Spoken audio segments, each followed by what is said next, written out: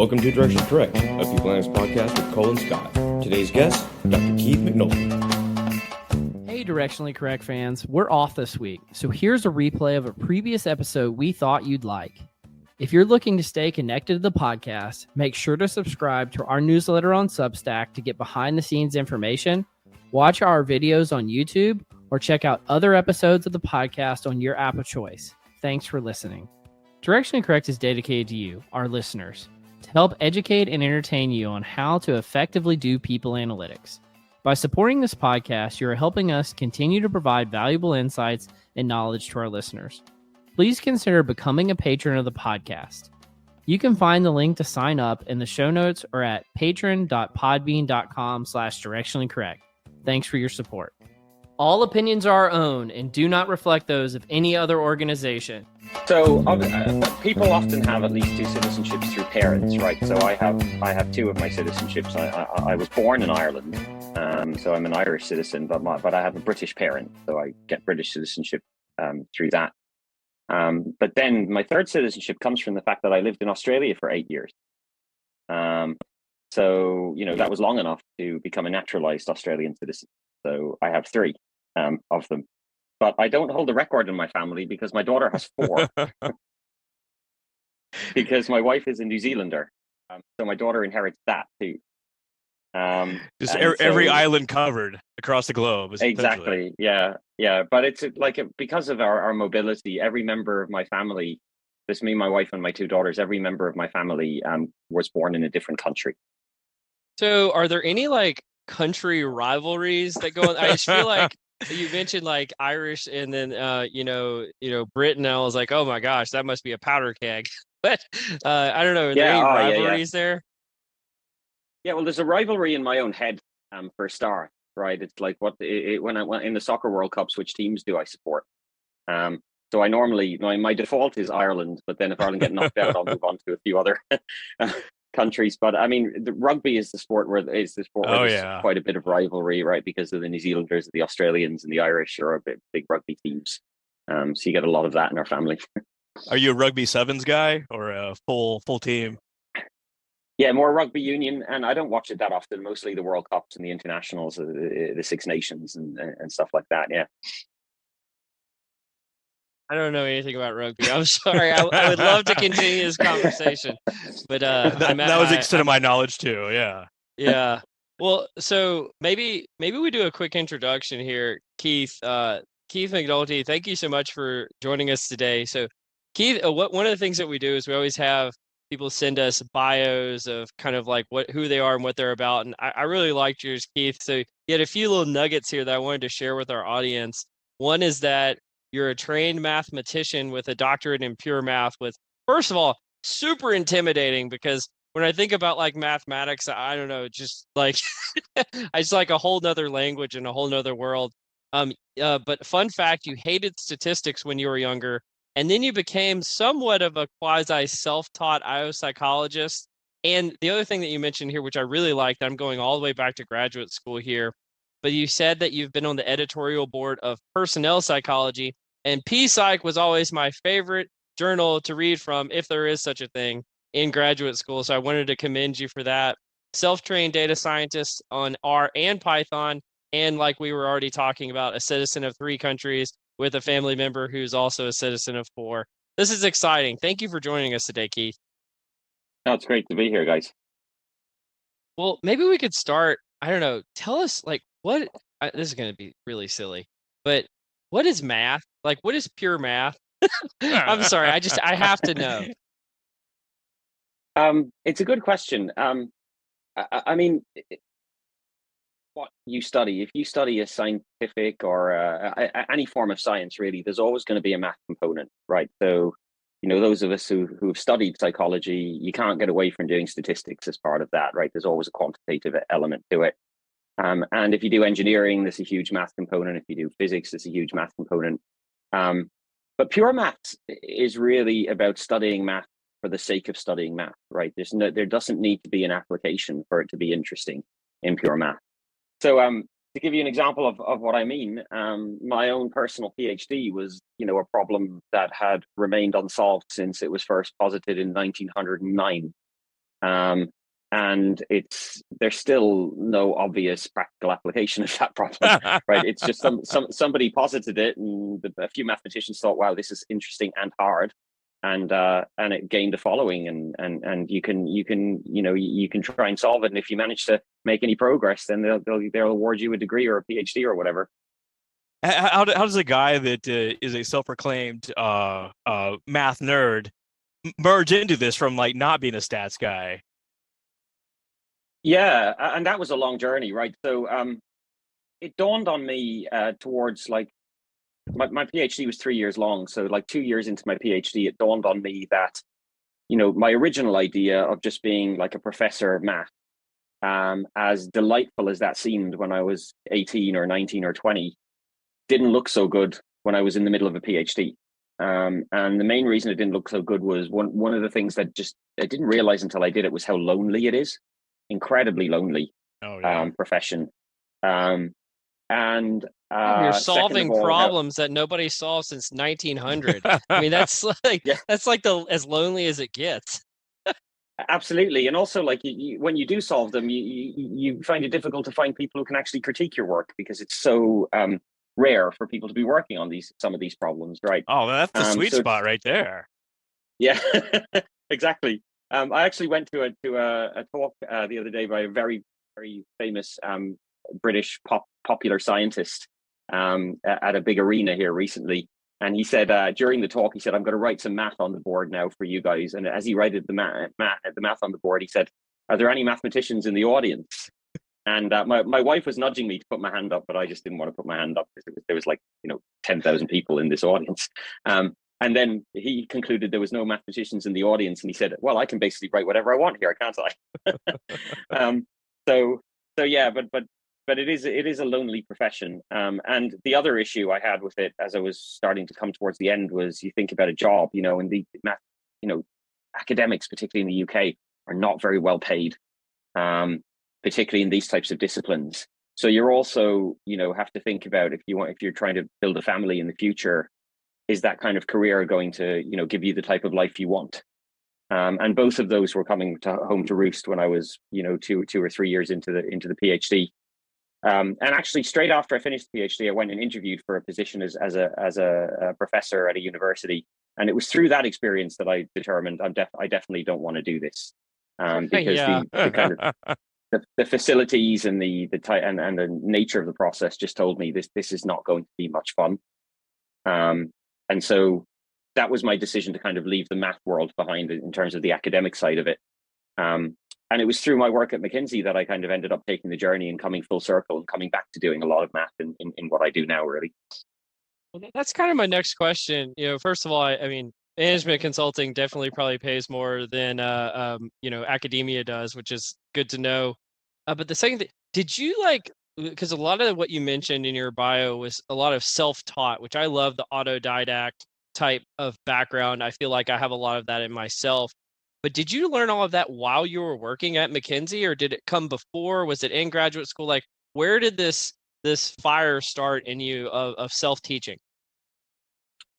Yeah, it's an interesting question. I think it came in two phases, and it came through me spotting opportunities, right? So in my first 3 or 4 years working at McKinsey, I did like traditional management consulting work, worked on and led teams with clients. But I wasn't getting the buzz out of it that a lot of my colleagues were getting. It just, I felt that the fit wasn't 100% there for me with that type of work. But I had been doing some volunteering work at the company around our recruiting.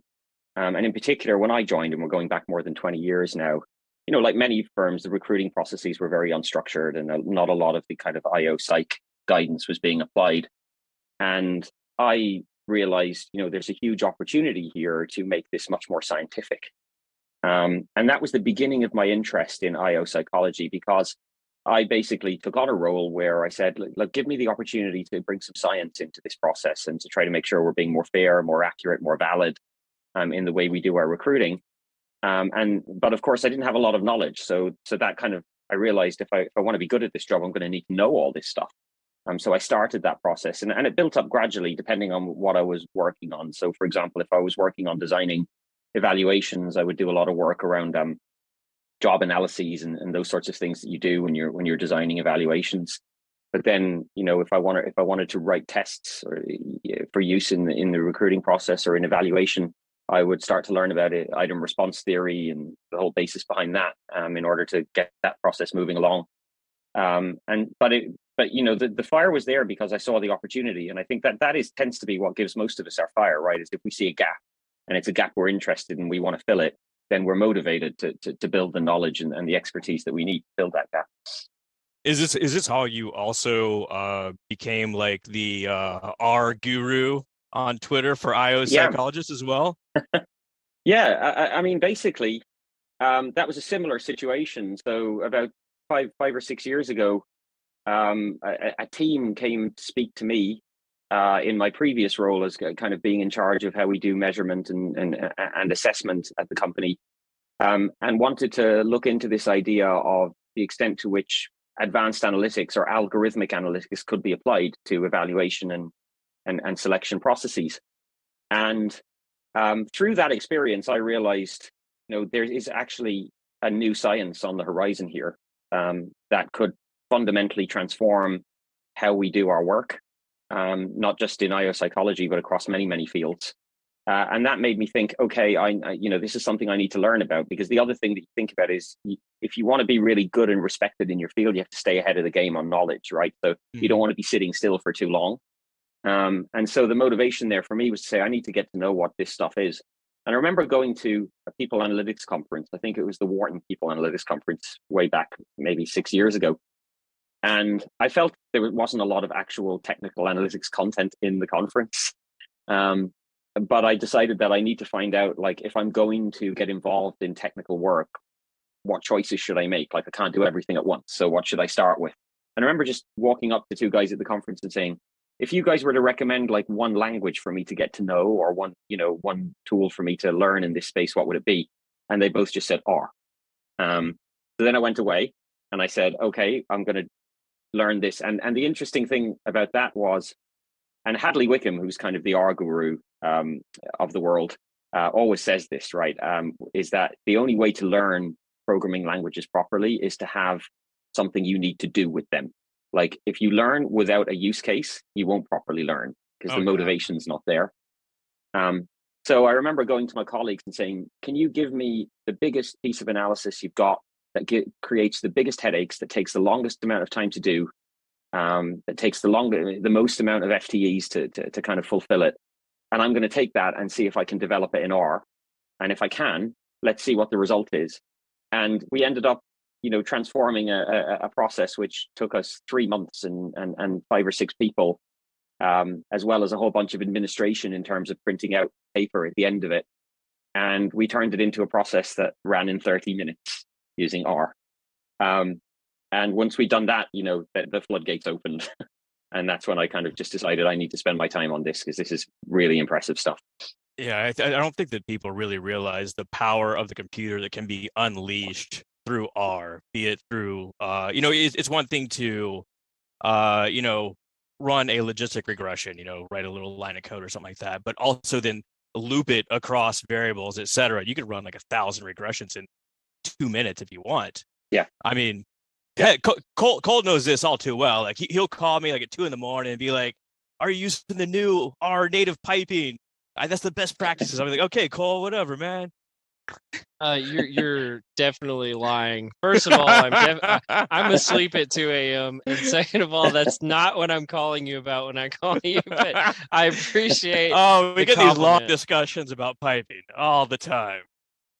Can't stop talking Yeah. about piping. You can't make this guy. I do know it's the little what it was the percent signal is the piping, right? Oh, that's old Not school, anymore, man. actually. That's old school. That's old school now. Yeah. Yeah. It shows how We have outdated I am. Oh gosh. Yeah. Well, you're not the only one. A lot of code that I post now, I get people commenting saying, "What is this strange symbol you're using? I've never seen it before." So a lot of people are not used to the new pipe symbol. But this has led you on a journey to where you've now published 2 books, one on general R usage and also one on network analysis as well. Yeah, I mean, the first book is really about explanatory modeling, and one of the things I noticed when I first got involved in this space is there was this absolute obsession with predictive modeling. And in our space, predictive modeling, there's only a very small number of situations where it's valuable, right? Because no predictive model has the level of accuracy that can help you in the high stakes situations we're often dealing with, which is kind of people's careers and lives. You can't get the kind of accuracy from these models where you could safely use them. But what I found is hugely valuable in our space is explanatory modeling, right? So a lot of my work is just going and analyzing data and then going back to my clients and explaining to them, these are the things that are affecting the process you're interested in. This is if you pull this string, this is how your outcome will change. Those sorts of conversations where you kind of can explain the phenomenon using models. And that's just been huge for me.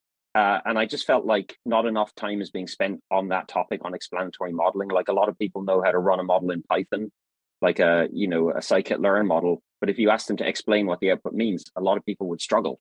So a big reason behind that first book was just to kind of lay it out. Yeah. Do you mind if I jump in here? Because in the past month or so, I got into an argument with somebody about, how much predictive models were overrated and how much explanatory models have, value that is untapped. And so I wrote an article about it and published it just because of that argument. But in that article, I cited you. I just wanted to be like with this person. You clearly haven't read Keith McNulty's work, and so I was just thinking like all I needed to do was cite you because your stuff is excellent. And Scott, I think, didn't do you justice in introducing these two books. These are like some of the best free resources out there. Oh, I mean, absolutely. you've got the handbook on regression, and obviously the title is longer than that because it's about like modeling and people analytics, and then you've got the handbook on graphs and networks and people analytics. These are like the tome resources of the field. And obviously, like maybe the piping code gets outdated eventually, since I know you do include the code in there. But these are really, really good. And I don't know, I just want to say thank you. Can I say thank you? Thank you for what you're doing. Thank you for doing this, Keith. Oh, it's a pleasure. You're welcome. I mean, I enjoy doing it. Otherwise, I wouldn't do it, obviously. And one point which I want to make, which reflects back to what Scott was asking me about, the amount of social media posting I do on coding and those sorts of things, is I wouldn't do that if I didn't get something back from it, right? And often when I'm posting ideas or code or thoughts, people will respond and it starts a discussion. And through that discussion, I'll often learn about new ways of doing things or alternative interpretations. So it's really, we live in the world of crowdsourcing ideas now, and I'm taking full advantage of that in the way that I work and the way that I interact with others. And the books have helped that for sure. And of course, the code will get outdated, but there's always time for edition 2 and edition 3 later on down the line. I'm a network analysis guy, and I was thumbing through your book last night, and there's things that like really struck me. Like one is you put the example data set, the first freaking thing in the book. I mean, there's other books out there that have there's packages, I think it's like SNA or Intergraph that has embedded network data, but you put it right up front. It's like, okay, this is what we're going to use, and if you want to get started, here's where we actually start, and also how to scrape social media, i.e. Twitter, which I'm probably going to do later this week or, this weekend, what have you. Yeah. Super pumped to check this out. Yeah, Twitter has an incredible API. The amount of structured data you can get down from Twitter is great. And it's just all set up. And so you've probably seen in the book, but I do a lot of analysis around politics, because politics is an incredible set of data where network analysis really shows you some really clear results and some really interesting things. We're talking nerd stuff here, but like, how would someone get started other than read your book on, just getting a toe into the waters of R? What's your best advice? Well, I'll say is there's a lot more resources available to them now than there was when I first started, right? So I remember when I first started, you would have a few example courses there, but your code would often break, and sometimes your code would break. It'd take you weeks to try and figure out what went wrong with it. But nowadays, because there's been 6 years of learning behind this, there's so much material online. And I would recommend, particularly the work that the RStudio scientists pump out, like Hadley and Garrett Grolemund and people like that. They're publishing a lot of very well thought and very well structured books to help teach people about the language itself. But of course, as I said before, you need a use case. So if you really want to learn, you need to take something you're working on where you have a real incentive to get a good answer to it, and basically challenge yourself to do it in that language. And that's how you'll really learn, I think. Yeah, the tidyverse also makes things much more simple than it used to be. Definitely. Yeah, although there'll be people who disagree with you about that. There's the anti-tidyverse camp in the R community as well.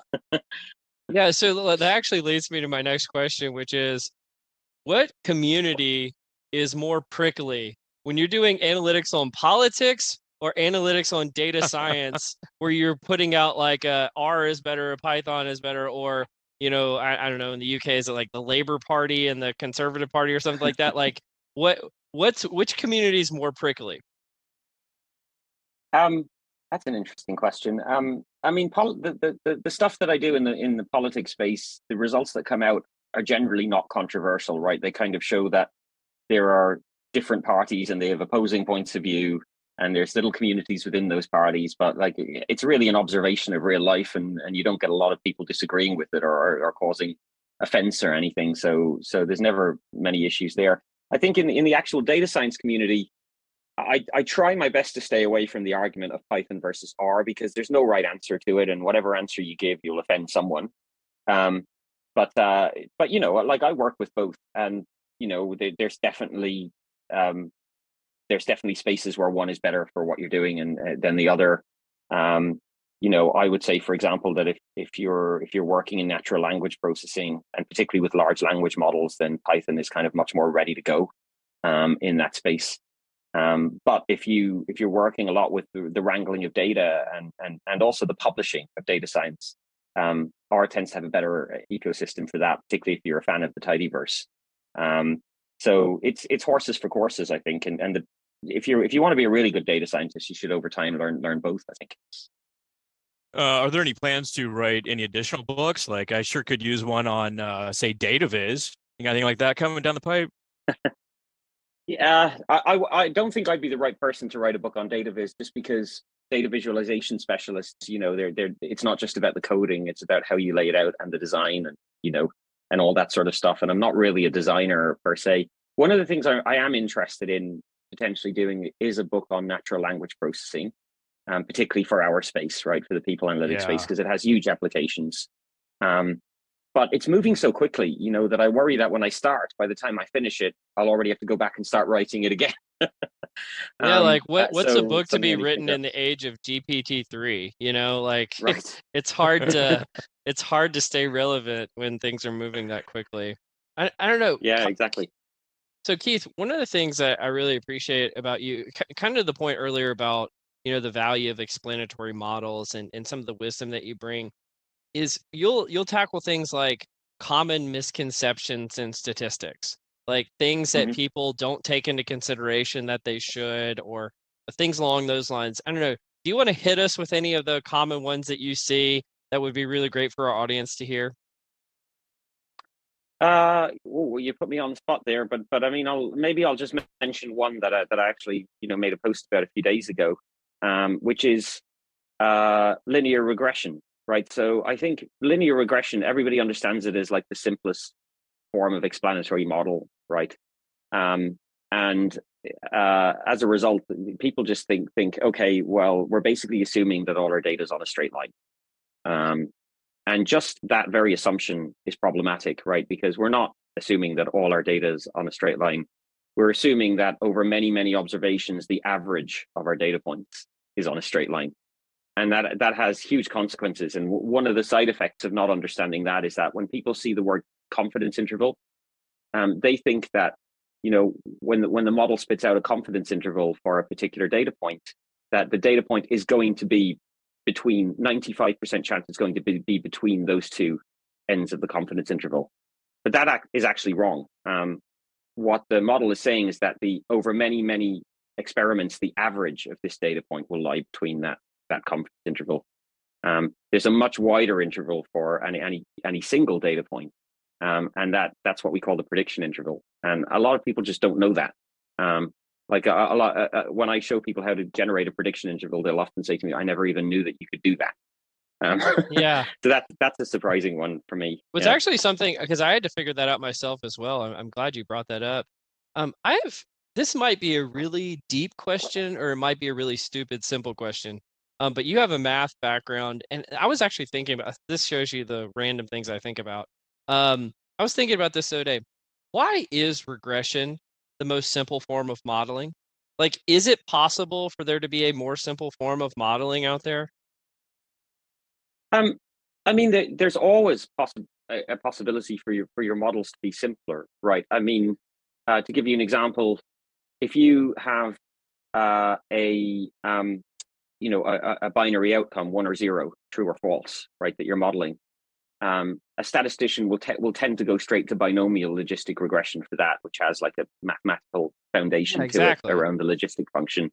But actually, you could, a lot of people will say to you, I will choose a simpler model, which is a linear probability model, right, where you're just modeling the probability on a straight line. So it's a fudge between binomial regression and linear regression. And there's no argument why somebody can't do that. You basically can use any model you want, but when you use it, you have to be aware of why you've chosen it and what the assumptions are. Because if you're not, then you may be being false in your explanations of the results. And that's the important point, I think. It's like I'd never dictate what type of model to use, but I would dictate that, if you use a model, know what it is and know how to explain it. I mean, speaking of that, in the consulting world, Cole as well. Have you seen stats be misapplied in perhaps a humorous way? Yeah, yeah. Wrongly applied. Yeah. I mean, the typical one, right, is people jumping from an association to a causality. That's the most typical one, right?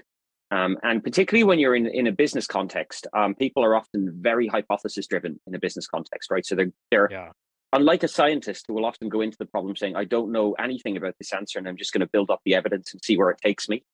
In business, people are normally going in saying, I think this is what the answer is. And when you go in with that mindset, you're often then looking for anything that supports your answer, but kind of skipping over anything that might disagree with your answer. And selective inputs that at that is, point, right? Exactly. And that's problematic. And one of the things you often see, right, is people will see a correlation between something and they will immediately assume that is a causal effect. And there's a whole science around causal inference, right? But the typical example is the relationship between waffle houses and divorces, right? So the more waffle houses there are in a state, the higher the divorce rate. We're from Louisiana. We know about this, yeah. Right, Yeah, exactly. there's a lot of Waffle Houses there. Yeah. Yeah. I saw a similar situation where like analysis came back at a company, a few companies back, where essentially if people selected 5, highly agree on a training exercise, then they had better outcomes. They were more likely to get promoted or this sort of thing. So the instructor started telling all the participants to put a 5 on their survey. It's just pure science, exactly. That's great reverse causality there. Yeah. Absolutely. Well, and there are so many situations, right, where the conclusion, you'll draw a conclusion, but it's dangerous to publicize that conclusion because it could change the very basis of the problem that you've been dealing with in the first place, right? Yeah, I don't know if you guys have seen this, but this has creeped up every single place I've worked, and I do not know why.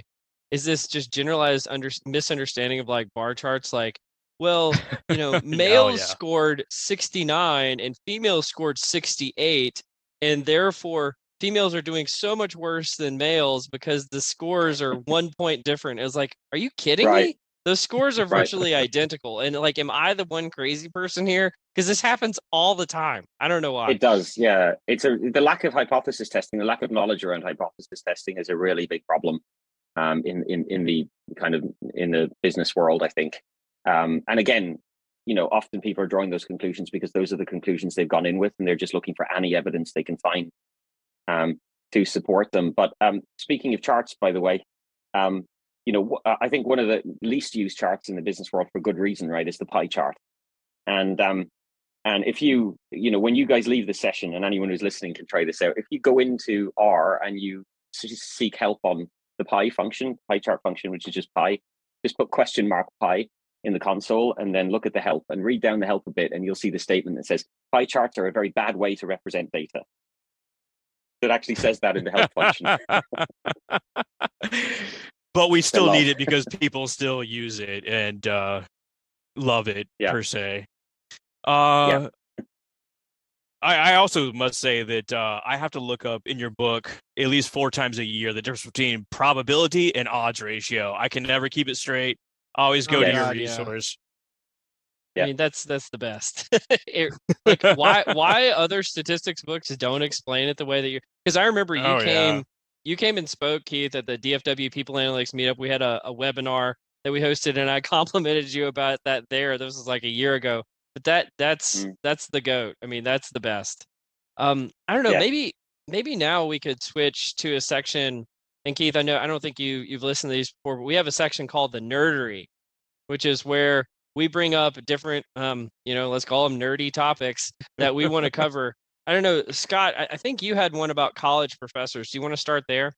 Oh, I wasn't going to start there, but we can. Well, let's not start there. Let's start with something else. There. Let's start with something else then. I didn't have that pulled up. Have you guys ever worked in an open office environment?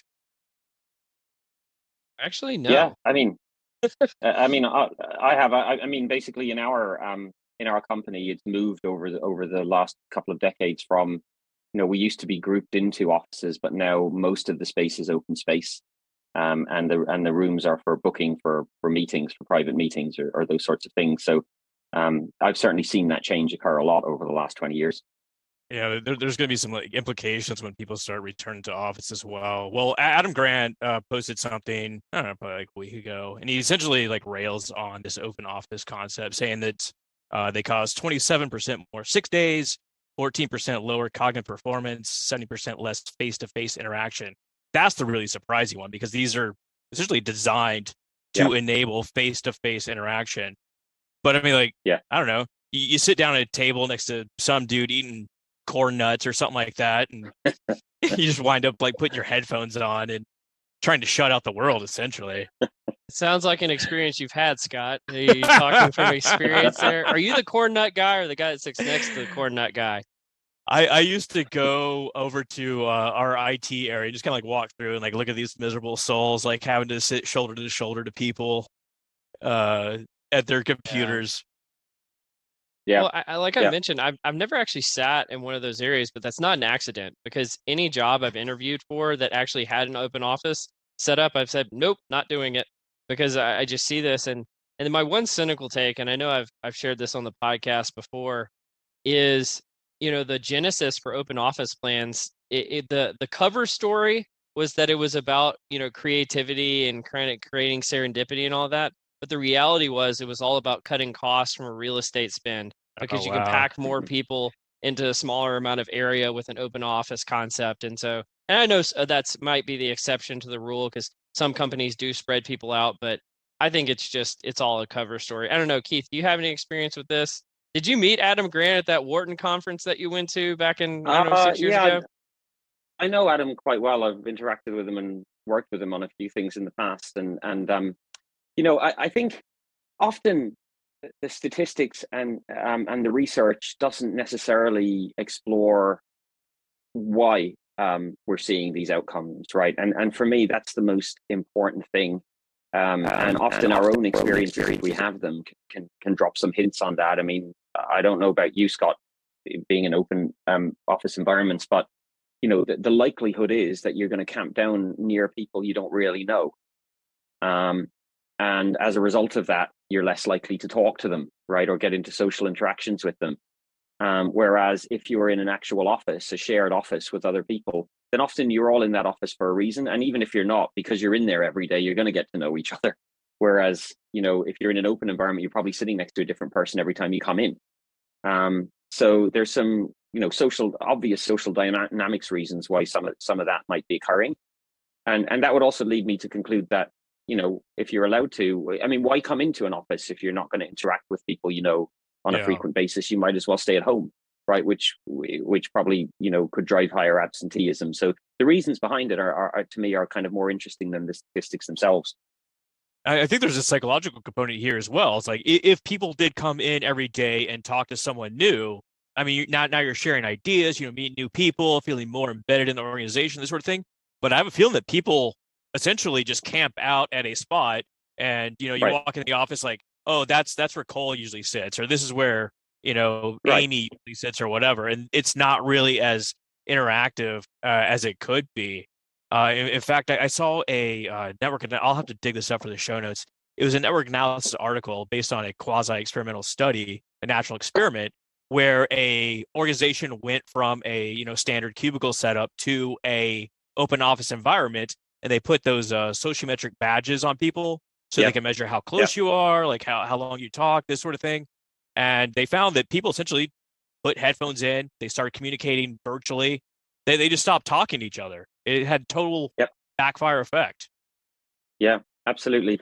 I mean, I can only speak to my own experience, which is that I love open space offices. I love the space. It just does something to helps me open my mind or something which I can't understand. But in our London office is lucky enough to have huge, big, high ceilinged open spaces, which I love working in. But the reason I go into the office really is to get away from my kids, because I've been working at home a lot over the pandemic, and your kids kind of they don't understand the boundaries between work and life. So at least when you're in the office, those boundaries exist by default. So I try to do it whenever I can. Thank goodness your kids aren't listening to the podcast. My goodness, how offensive, Keith. No, I'm kidding. I'm kidding. Well, here's Well, kind of yeah. another kind of like pandemic-y related topic. Scott and I found this Nature article, and for those of you who are not, scientists by nature, that was no pun intended there. Naughty by that nature. Yeah, that there's really two premier scientific journals around the globe. One is Science, and the other is Nature. So when you find like a finding that's come from one of these journals, usually it's considered one of the most robust findings that's out Yeah. there. And this Nature article, it talks about how Zoom, or let's just call it video chatting in general in the workplace, is killing creativity. And I'll read the last line of the abstract of the article. It says, our results suggest that virtual interaction comes with a cognitive cost for creative idea generation. And so one of the things that we've kind of had a running debate on the podcast about is kind of like the whole return to office, not returning to office, staying remote, and like kind of the cost and the benefits and the first and second and third order consequences of these decisions. And so I don't know, what do you guys think about this, that if you have a remote first company, what that's doing to creative ideas, especially if you're trying to be an innovative organization? Yeah, I mean, it's I again, my reaction is always to try and think about what's driving that observation, the results of that research. What are the causalities underlying it? And it's a surprising result, to be honest, because you would expect that if you're remote, you have more time, available to concentrate and think, which should lead to greater creativity. But it also could be affected if the environment you're working in is full of distraction as well. Yeah. But which is often the case, I think. But it's a really surprising result, and it's not obvious to me why that would be the case.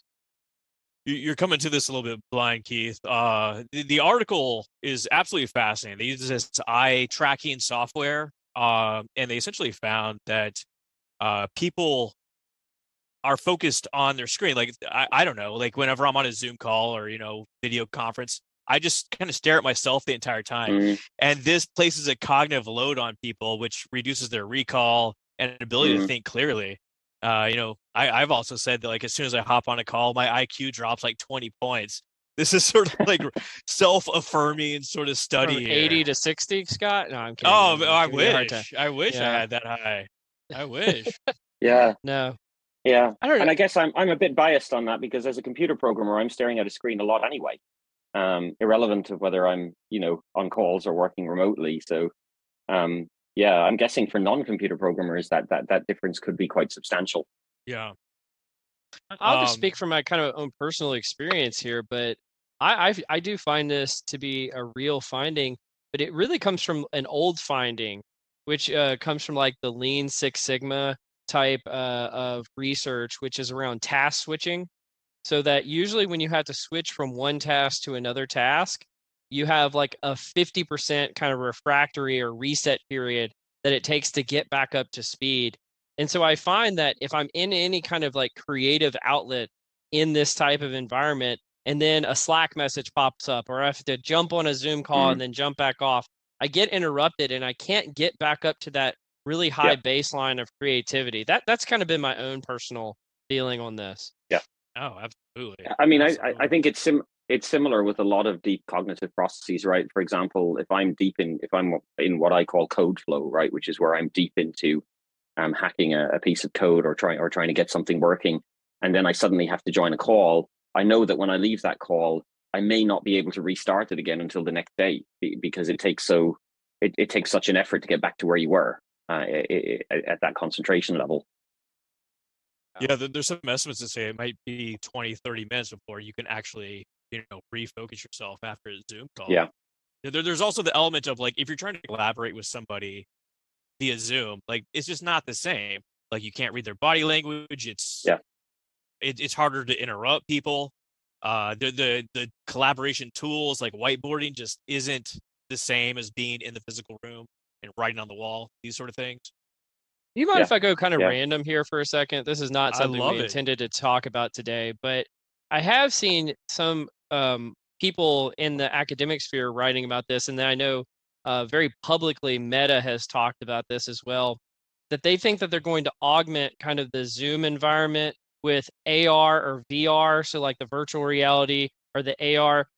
I imagine that's going to be just as glitchy as a Zoom call is, and it's going to be just as hard. But I don't know. Do you guys think that that's the future in terms of a remote-based environment, that we're all wearing haptic suits and we're talking to each other, and I get to see your arms move like a robot, kind of? I don't know. What do you think? Is it going to be dystopia or utopia?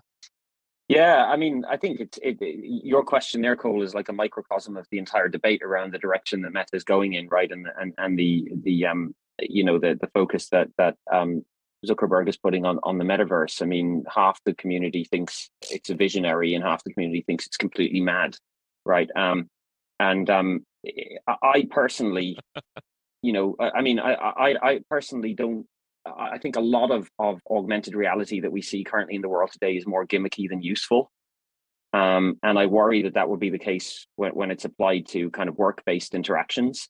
Because let's admit, one of the benefits of remote interaction, right, in Zoom is the fact that you can, you don't have to be seen if you don't want to. And that gives you a lot of freedom because, sometimes people are not feeling well, or they're just not in the mood and they don't want to go on screen.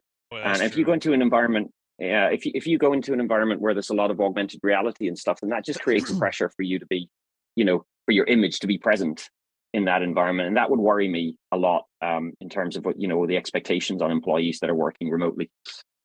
There was a recent study, I'll see if I can dig this up for the show notes as well, essentially showed that, go figure, attractive people tend to perform better in a real life situation, but only men retain this advantage over Zoom calls.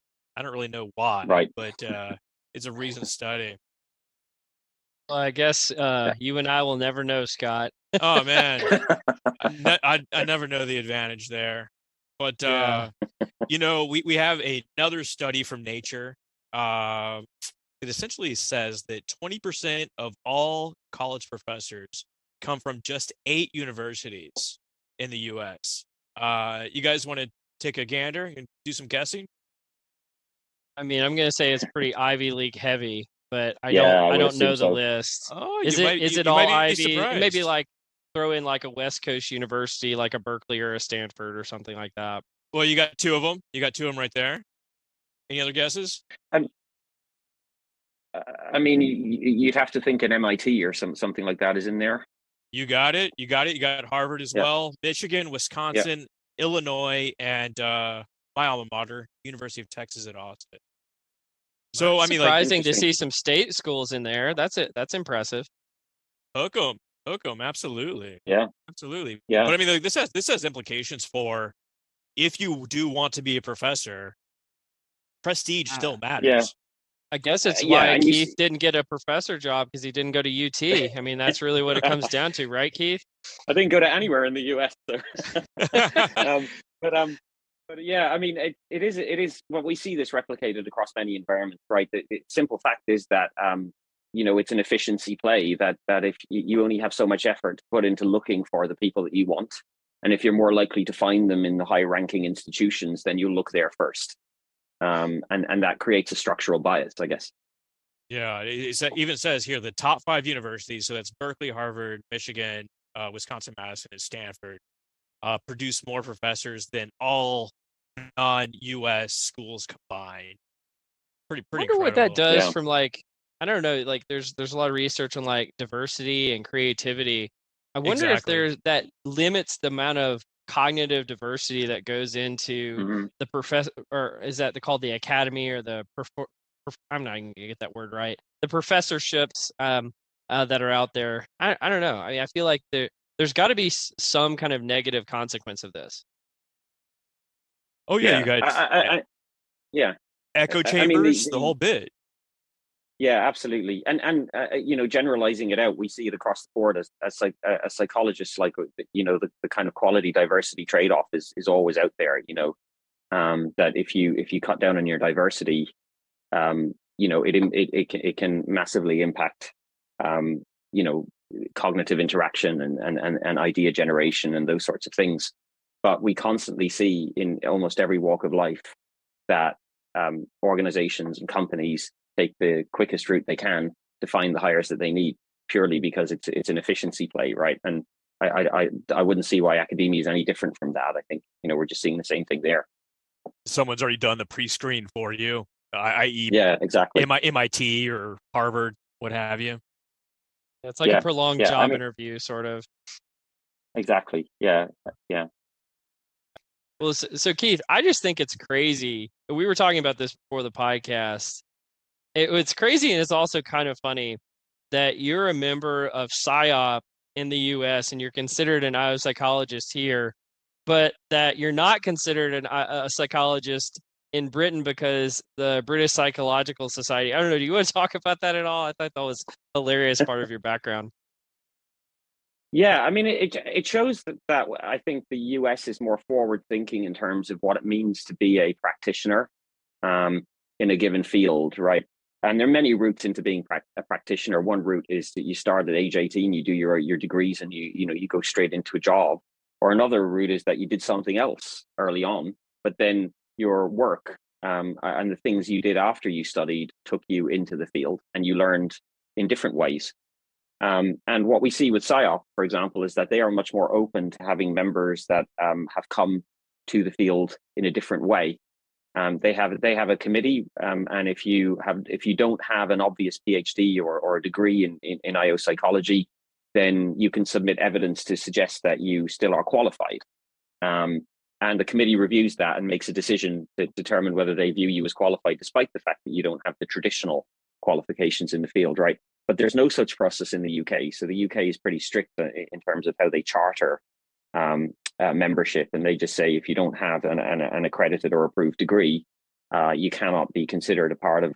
You cannot be considered a chartered psychologist. You can't join the society as such. I'm a much more in favor of the US way of thinking, because nowadays people come to their disciplines in many different ways, and we need to be open to that. Well, Scott and I, as both as full members of PSYOP, we're very glad to have you, and we look poorly upon the Hogwarts rules that the UK is engaging in their society. So, we're like, come and join us, Keith. We'll take you on this side of the pond. Fantastic.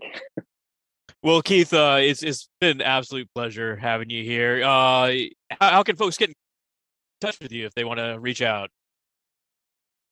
Social media is probably the easiest way. I'm active in 3 routes on social media. I use LinkedIn for a lot of kind of business analytics related posts. There's a really burgeoning analytics community. A lot of people say that LinkedIn's kind of declined in quality over the last few years in terms of what you find on there. But I think one of the things that has been maintained is there's a lot of really fun and interesting conversation around the analytics space on that platform. That's one route. I do a lot of posting on Twitter as well, particularly around highly technical stuff. There's an excellent R community on Twitter. And then my Medium blog is another route. So I tend to write a lot of my longer thoughts via my Medium blog. And so people can always find me on there as well. Yeah, I think LinkedIn took a tumble when I joined, essentially when it went downhill. Yeah, Yeah, I mean, I I knew there was started something publishing there. articles and the quality went way down, you know. So, well, Keith, thank you so much for joining us today. This has been quite a pleasure, and I just can't thank you enough for what you do for our community. I don't know, Scott, any final words before we give Keith the last word on the podcast? Go out, read Keith's book, donate to his charities. Oh yeah, I forgot to ask you about that, Keith. Like this is, I really got inspired by this. I didn't know this in the past when you and I have chatted, but I found out through a little birdie that all of the I guess income that's generated through some of your endeavors, you actually donate to charity. I don't know. Do you want to talk about that at all? Yeah, I mean that's something that's been important to me since day one, right? So the reason that I know all the things I know now and the reason I have this expertise is because I got it from the open source community, right? So I learned it all from volunteers. So it doesn't feel right to me that then I would use that knowledge to, further my own financial situation because I got it for free. So I should give it back for free. But nevertheless, and I do give it back for free in the terms of it's all available online. But where there is revenue to be made through publishers and things, then that can also be used for a good cause. And that's where I thought, I'm not going to say no to putting it into print. But if I do put it into print, I want to make sure that whatever revenue is generated goes to something useful. And so over the last couple of years, it's been going to various, charities to kind of support diversity in programming, but also the situation in Ukraine and various other things. And that's really important to me, and I'm going to keep doing that. Keith, I think that's a delightful place to stop. Thank you so much for joining us today, and thank you so much for what you do for our field and for just the world as a whole. You've been listening to Directionally Correct, People Analytics Podcast with Colin Scott. Thanks for joining us today, Keith. Thank you, guys.